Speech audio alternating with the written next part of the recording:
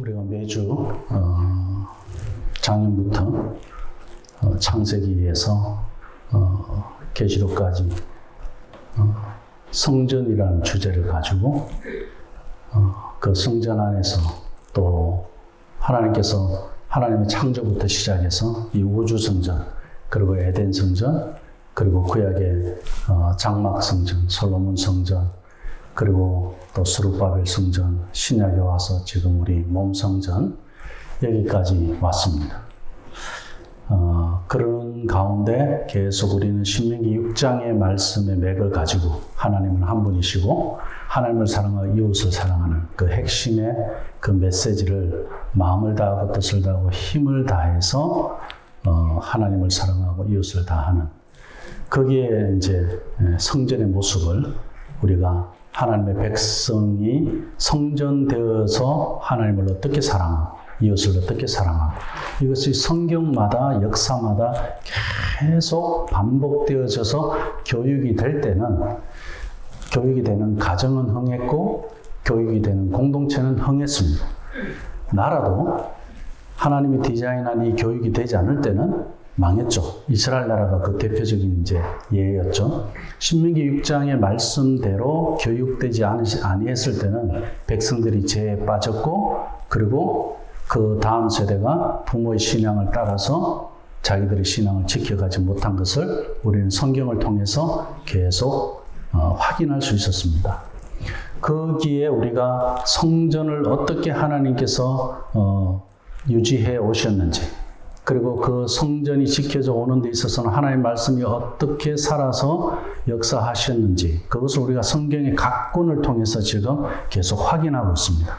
그러다 보니까 제가 제목을 자꾸 성전이라는 단어에 맞춰서 포커스를 자꾸 가지고 갑니다. 그래서 오늘도 데살로니가 전서 이 부분에 있어서 어떻게 보면 데살로니가 교회 식구들은 종말 신앙이 굉장히 특별했습니다. 그러다가 보니까 오늘은 어떻게 우리가 데살로니가 전서 말씀에서 종말 성전으로 우리가 봐도 과언이 아닙니다. 종말 성도들, 종말 교회가 어떻게 믿음 생활을 해가는가에 대해서 볼 수 있는 것이 데살로니가 전후서입니다. 그런데서 오늘 데살로니가 전서를 통해서는 그 성전을 이야기할 때 바울이 직접 세 가지의 이미지를 가지고 보여주고 있다는 사실입니다. 자, 지금 이 데살로니가는 바울이 전도한 교회들 중에서요, 가장 짧은 선교 기간을 두고 세워진 교회가 바로 이 데살로니가 교회입니다. 또 바울이 어떤 상황에서 이 데살로니가로 갔느냐면, 하나님께서 바울에게 이제 전도의 그 방향을 바꾸시잖아요. 1차 전도 여행 끝나고 소아시아를 한 번 더 하려고 하는데, 전도를 하려고 하는데 하나님께서 그 소아시아 전도를 반복하지 말고 유럽으로 가도록 했습니다. 그래서 제일 첫 번째로 그 교회가 세워진 곳이 빌립보 교회였죠. 빌립보 교회가 세워지고 그 빌립보에서 바울이 굉장히 어려움을 겪잖아요. 복음을 전하다가. 점치는 자의 그 종이 귀신 들려 있는데, 그 귀신 들려 있는 것을 통해 갖고 이제 점치는 자는 돈을 벌고 있었으니까 바울이 귀신을 내쫓아 버리니까 자기 수입이 없어졌잖아요. 그러니 바울과 실라를 그냥 내버려 둘 수가 없었죠. 감옥에 넣게 됩니다. 그런 어려움 속에서 바울이 하나님의 은혜로 감옥에서 나오게 되지만, 빌립보에서 나오자마자 바로 어디를 향하느냐면은 아테네 쪽을 향하고 갔습니다. 왜냐하면 바울은 로마를 가는 데 있어서 아직까지는 거기에 하나님의 계시가 없었지만, 유럽 전도에 있어서 그 길은 그때 당시에도 우상이 가장 심하고 철학으로 아주 그 사람들이 그 자기들의 그 지식을 신으로 믿고 있는 그 사람들과 논쟁하는 데 있어서 바울이 예수를 증거하고자 하는 목표가 있었습니다. 그 아테네로 내려가는 길에 데살로니가가 있었습니다. 거기에서 복음을 전하는데 유대인들이 의외로 바울에게 성경을 네가 좀 해석해달라 그러면서 회당을 빌려줍니다. 안식일에. 바울을 세워요. 3주 동안 그 회당에서 바울이 예수님을 전하는데 유대인들이 깜짝 놀란 거죠. 자기들이 믿는 유대교를 전하는 것이 아니고 예수님이 주인이다. 예수님이 구원자다. 예수님이 우리가 기다리는 메시아다. 이렇게 전하니까 그때 당시에 여러 헬라 사람들과 그리고 또 귀부인들 이런 여인들이 많이 믿게 되었어요. 그 3주 사이에. 그 데살로니가 교회가 생긴 겁니다. 이러니 유대인들이 화가 머리 끝까지 난 거예요. 회당을 빌려줬다가 예수쟁이가 나오니까 유대인들은 이제 어떻게 하느냐, 이 바울을 그냥 놔두면 안 되겠다.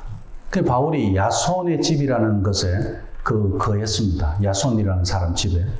그 이제 바울을 이제 깡패들을 거느리고 유대인들이 바울을 잡으려고 합니다. 그 바울이 이제 그 소식을 듣고 야손의 집에서 도망을 가죠. 그러면서 바울은 데살로니가를 떠났습니다. 그러다 보니 이별 인사도 못했어요. 데살로니가 교회 식구들하고. 그러니 데살로니가 사람들이 오해할 거 아니에요. 그 오늘 데살로니가 전서 1장, 2장, 3장을 보면 바울이 뭔가 데살로니가 교인들로부터 오해를 받고 있다는 사실을 우리가 확인할 수 있습니다. 이것이 이제 사도행전 17장에서 자세하게 이야기하고 있거든요. 지금 제가 말씀드린 이 이야기는.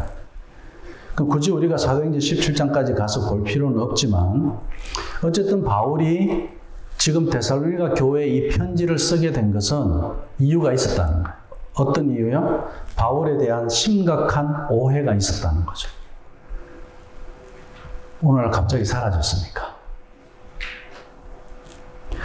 그럼 바울은 당연히 어떻게 하냐? 데살로니가 교회를 향해서 이렇게 이야기합니다. 그건 오해다. 내 마음은 그렇지 않다. 이렇게 이야기하고 싶을 거 아니에요. 그게 또 바울의 진심이었으니까. 그런 데서 데살로니가 교회를 향해서 교회의 이미지에 대한 것을 가지고 접근을 합니다. 바울이. 데살로니가 교회가 3주 동안 있으면서 세워진 교회이다 보니까 성경을 제대로 가르칠 수가 없었잖아요. 그러다 보니까 여기에 사람들 신앙이, 종말 신앙이 들어오면서 뭐 신비주의도 들어올 거고, 그죠? 또 다른 그런 또 그 유대교 사람들이 또 여러 가지로 또 그게 아니야라고 또 이야기할 거 아니에요. 그러니 교회가 안정적이지는 않아요.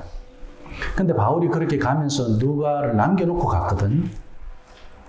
바울이 정말 도망만 가는 게 목표였으면 거기에 누가를 두지는 않았을 거예요. 그 아데네를 가 있는데 누가를 통해서 또 디모데를 통해서 데살로니가 소식을 듣게 되는 거예요. 빌립보 소식도 듣게 되고. 그러면서 바울이 편지를 쓰는 겁니다. 자, 내가 데살로니가를 떠나게 된 것은 결코 그런 것이 아니다. 오히려 내가 짧은 기간 동안 데살로니가에서 복음을 전하면서 믿는 사람들이 많이 나오게 된 그 사실에 대해서 오히려 내가 놀라고 있고 자랑스럽게 생각하고 있다. 데살로니가에 대해서는. 그러면서 데살로니가의 그 믿음의 좋은 소식을 바울이 지금 듣고 있다. 누가를 통해서, 디모데를 통해서 이렇게 내가 좋은 소식을 듣고 있다는 데서 데살로니가 교회에 대한 자부심을 바울이 이야기하고 있습니다. 그 내용이 오늘 이 본문 말씀 안에도 나오고 있습니다. 자, 그렇다면은 마게도냐 그 지역, 그 헬라 지역의 그 중심지라고 할 수 있습니다. 그 아데네하고 그 데살로니가 거기가 그렇게 멀지 않습니다. 바울은 빌립보에 가서 교회를 그렇게 개척을 했죠. 그리고 또 데살로니가에 가서 교회가 또 생겼어요. 그 다음에 아데네에 가기 전에 베레아라는 곳이 있어요. 거기는 또 하나님의 말씀을 깊이 연구하는 것을 좋아하는 사람들이 또 많이 모여 있었어요. 그러다 보니까 성경에서 말씀하고 있는 그것이 과연 예수에 대해서 이야기하고 있는 것인가 하고 이 사람들은 질문을 던지면서 또 거기에 베레아에 교회가 또 생기게 됩니다. 그러면서 아테네까지 내려가거든요. 그리고 그 아테네에서 전도할 때 바울이 뭐라고 이야기합니까? 거기 사람들. 너희들 그 지식이 너희들을 망하게 한다. 그 아테네에서 효과를 못 봐요. 그 아테네 그들의 지식이 예수를 받아들이기 어려운 상황이 되어버린 거예요. 그 논쟁하다가, 그럼 얼마나 많은 철학자들이 있었습니까? 그 철학자들의 이제 메카가 아테네인데. 그리고 바울은 거기 오래 거하지 않고, 그곳을 떠납니다. 그리고 가는 곳이 고린도거든요. 거기서 이제 아골라와 브리스길라라는 그 신실한 가정을 만나게 되는 거죠. 이런 유럽 전도, 2차 전도 여행 이야기입니다. 이런 과정 속에서 바울이 데살로니가 교회를 두고 이야기하는 것이 나는 너희들을 생각할 때마다, 데살로니가 교회를 생각할 때마다 끊임없이 감사하고 있다, 이렇게 표현을 합니다. 자, 3주 동안 있었는데 바울이 데살로니가 교회를 두고 왜 감사하다고 그랬을까요? 그 이유는 바울 자신에게 있습니다. 데살로니가보다는 바울 자신에게 있어요.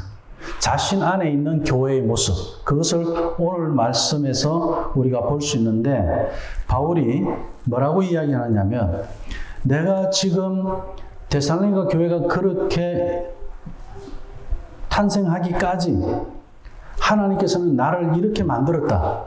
그 첫 번째가 교회의 이미지로 청지기 이미지를 이야기합니다. 자, 이제 데살로니가 교회에 대해서 양육하고 교육하는 시간이 길지 않았기 때문에 바울 자신을 두고 이야기할 수밖에 없어요. 그래서 바울이 청지기로서의 모습을 이야기합니다. 그럼 오늘 그 이야기에 대해서 3절, 4절에서 보면은 이제 바울이 그렇게 이야기하죠. 이 복음은 내가 위탁받은 거다, 이렇게 이야기하죠. 왜냐하면 바울 자신의 복음을 전하는 것이 아니라 4절 말씀, 오직 하나님께 옳게 여기심을 입어 복음을 위탁받았으니 우리가 이와 같이 말하면 사람을 기쁘게 하게 하려 함이 아니요 오직 우리 마음을 감찰하시는 하나님을 기쁘시게 하려 함이라, 이렇게 말씀합니다. 복음을 위탁받았다. 그러니 지금 데살로니가 교회 식구들은 이 편지를 이제 통해서 자기들 안에 위탁된 복음을 생각하게 하는 겁니다. 그럼 지금 우리 예수 믿는 우리 예촌 식구들도 동일하게 나에게 위탁된 복음을 이해해야 됩니다. 하나님께서 나에게 맡겨놓은 복음이 있어요. 바울은 지금 그것을 데살로니가 교회 성도들에게 이야기하고 있습니다.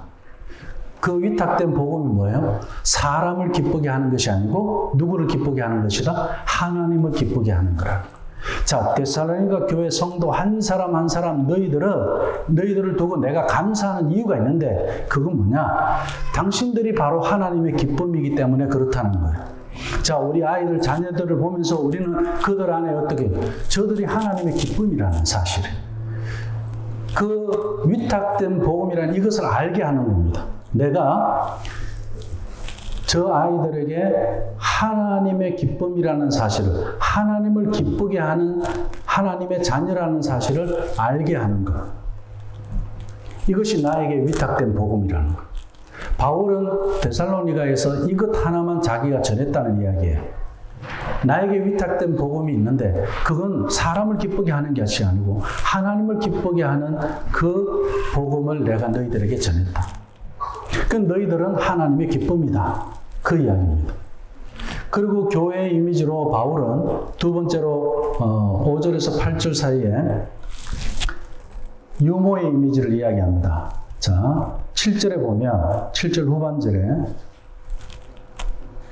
유순한 자가 되어 유모가 자기 자녀를 기름과 같이 하였으니, 바울은 성격적으로 보면 굉장히 우리가 봤을 때는 좀 유순하다는 느낌이 들지 않아요. 그죠? 또 그렇게 학자들이 이야기하지 않습니다. 근데 바울은 지금 데살로니가 교회를 두고 뭐라고 이야기하는, 유순한 자 같이, 유모 같이 너희들을 기른다. 자, 이 이야기는 어머니의 이미지를 이야기하는 겁니다. 바울에게 있어서는 자기에게는 그 이미지가 약한지는 몰라요. 그러나 복음 안에서 자기에게 없던 것이 생겼는데 그게 뭡니까? 어머니의 마음이었어요.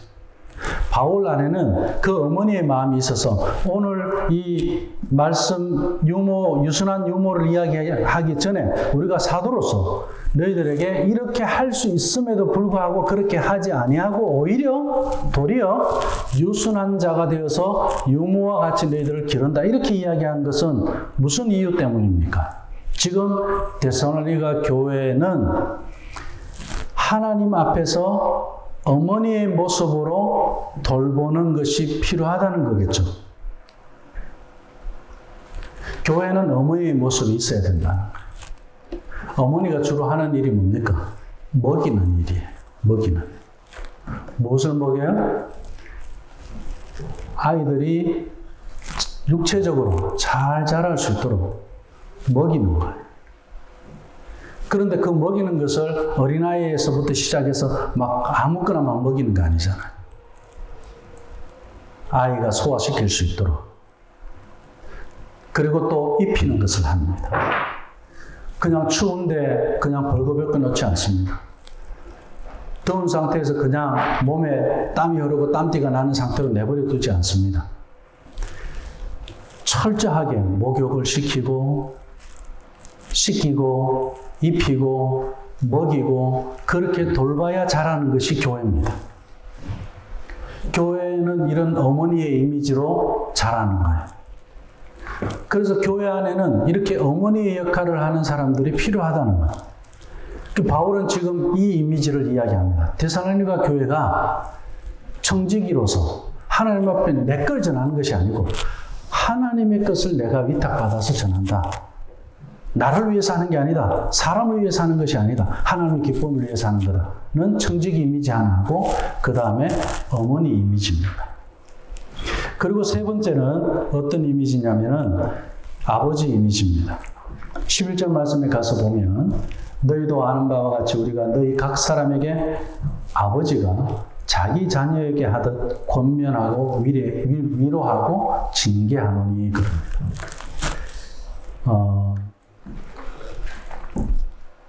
우리가 지난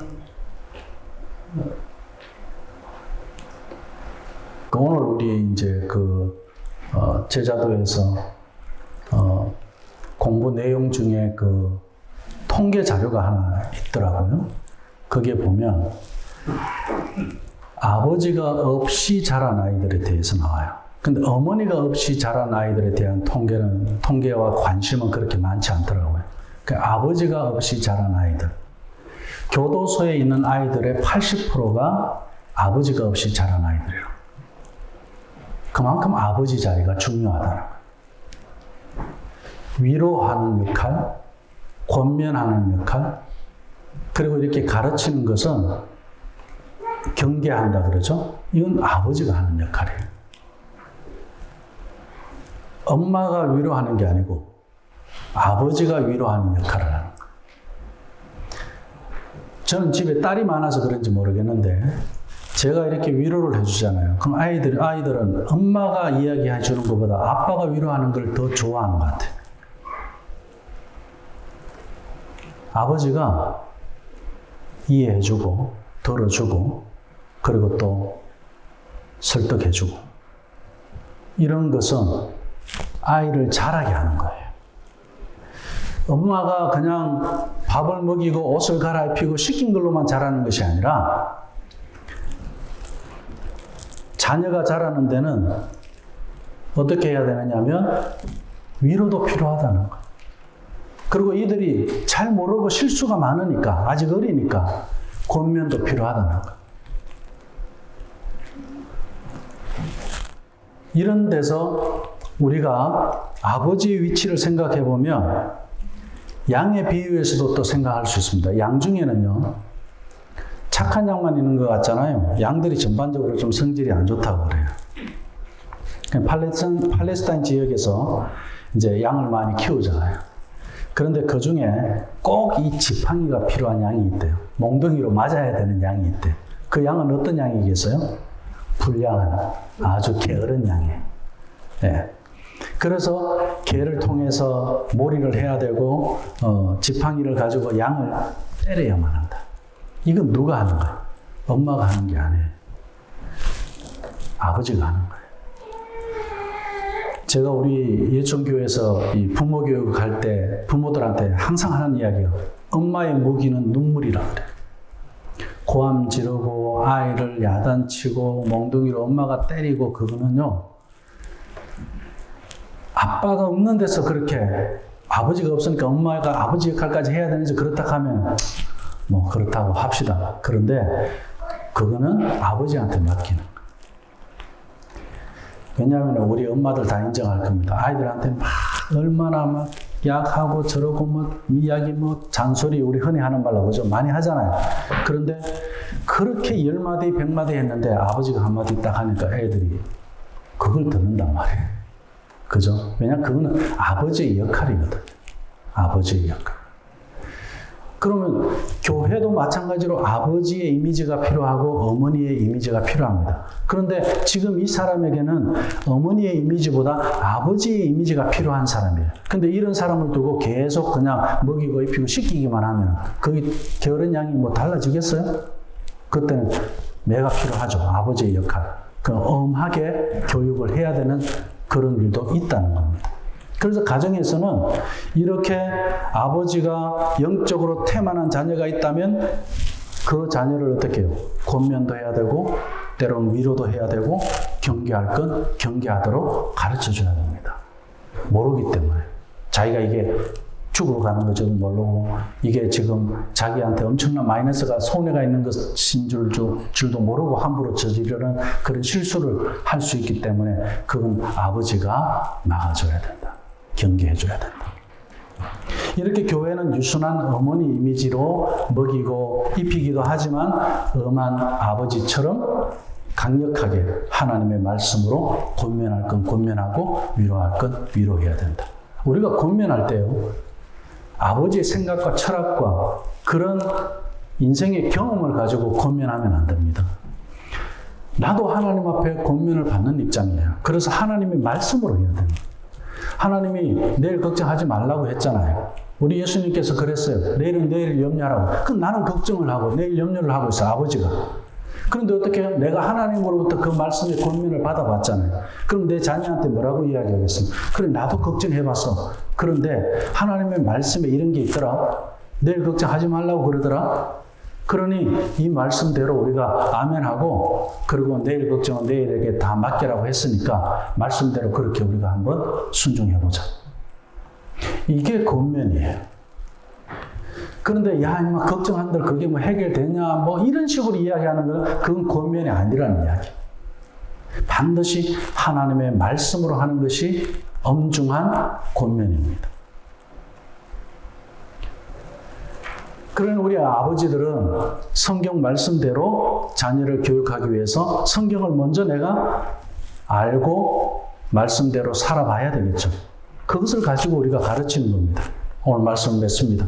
바울 자신이 데살로니가를 갑자기 떠난 이유는 우리가 서두에 말씀한 대로 그런 이유가 있었습니다.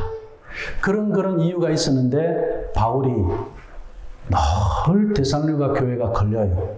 그러니 데살로니가 교회 편지를 보낼 때 교회가 이런 것이라고 말해주고 싶은데 그건 자신을 두고 이야기해 줄 수밖에 없어요. 지금 내 마음에 너희들에게 하나님의 위탁된 이 복음을 내가 너희들에게 그대로 다 전하고 싶은 게 내 마음이고 그리고 내 마음 안에는 하나님이 너희들에게 전하고자 하는 그런 어머니의 모습도 있고 아버지의 모습도 있다. 그래야 교회가 건강하게 세워져 갈 수가 있다. 그러니 너희들 안에는 어떻게 해요? 청지기의 모습을 보여줘라. 그리고 교회 안에 아버지의 역할을 하는 사람들이 있어야 된다. 그리고 어머니의 역할을 하는 사람도 있어야 된다. 그 이야기예요. 오늘 우리 예천교회 식구들이 저는 우리 아이들을 보면은 참 행복하다고 생각합니다.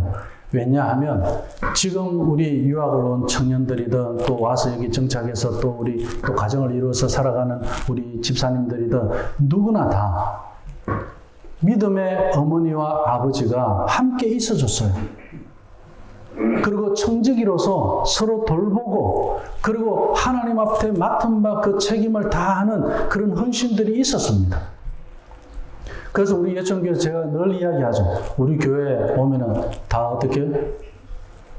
아버지들은 모두의 아버지가 되어줘야 된다. 어머니는 모두의 어머니가 되어줘야 된다.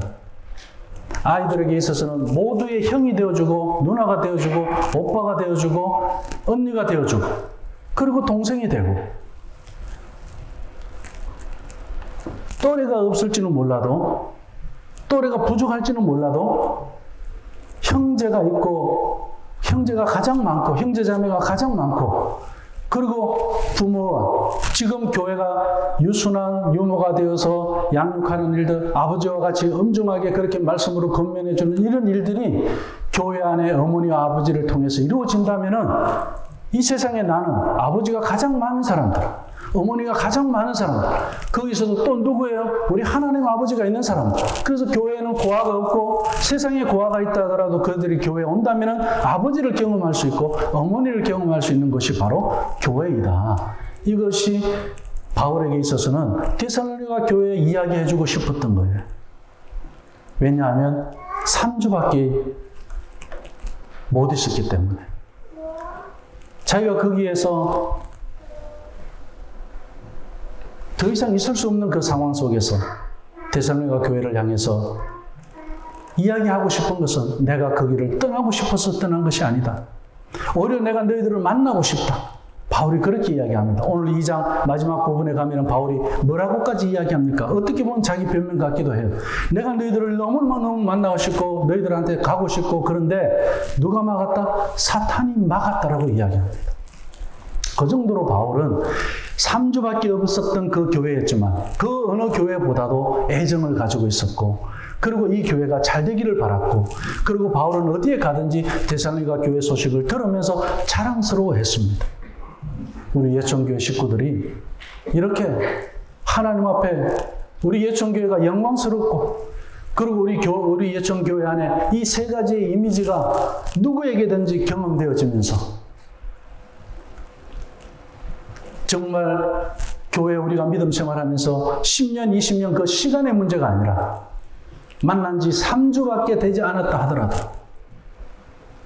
아버지를 경험하는 교회, 어머니를 경험하는 교회, 형제를 경험하는 교회 그리고 서로 청지기가 되어서 하나님의 기쁨이 되는 우리 예천교회가 되시기를 주님의 이름으로 축원합니다.